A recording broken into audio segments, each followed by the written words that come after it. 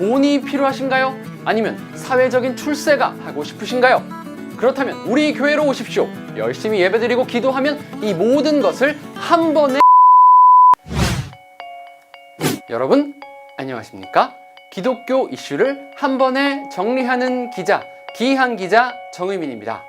여러분, 기복신앙이라는 말 들어보셨나요? 기복신앙의 사전적 의미를 살펴보자면 기복, 복을 구하는 것이라고 할 수 있을 텐데요. 하나님께 내 삶의 문제를 기도로 아뢰고 복된 응답을 기다리는 것, 크리스천이라면 당연한 자세일 텐데요. 물질적인 필요 역시 예외일 수는 없습니다. 성경에도 물질이나 건강 등을 구하는 기도가 등장하고 또 하나님께서 이것을 응답하시기도 하니까요. 예수님도 구하는 사람에게는 하나님께서 더 좋은 것으로 베푸실 거야 라고 설명하시기도 하셨고요. 주기도문을 통해서 우리는 이렇게 기도하기도 합니다.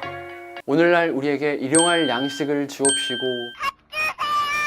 그런데 대부분 교회에서는 이 기복신앙이 부정적인 단어로 인식되고 있습니다. 일각에서는 이렇게 분석하기도 합니다. 이런 기복신앙이 한국교회 부패의 주범.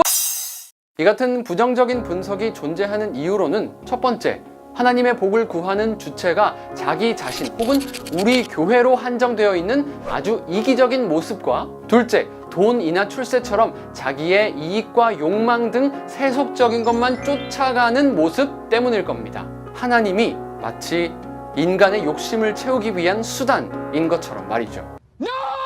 한국 기독교계 일부에서는 이런 기복적 성향을 가진 것들이 스멀스멀 존재한다는 것 느끼신 분들 있으시죠? 교회를 열심히 잘 다녔기 때문에 돈을 많이 벌었다는 논리, 교회의 양적 성장이 마치 성경적인 부흥이라고 주장하는 논리, 이런 것들은 기복신앙적 논리라고 할 수 있겠죠. 문제는 이 같은 잘못된 신앙관이 신앙의 본질에 미치는 악영향이 적지 않다는 겁니다. 본질적인 질문 없이 계속 이런 잘못된 것만 따라가게 된다면 그 개인은 기도 응답 여부에 따라서 하나님을 재단하는 잘못된 신앙으로 빠질 우려가 있고요. 그리고 교회 전체가 자칫 상업적인 곳으로 전락할 우려가 있습니다. 예배와 봉사, 전도, 섬김 등의 이런 신앙생활이 이런 잘못된 복을 구하는 도구나 혹은 교회의 양적 성장을 위한 도구는 아닐 텐데 말이죠.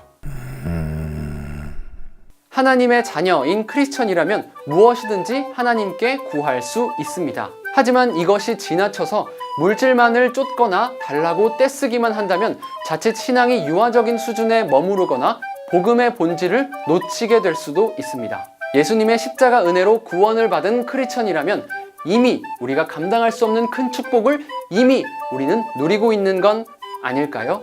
당신의 고민을 응원합니다. 이상 기이한 기자 정의민이었습니다. 안녕.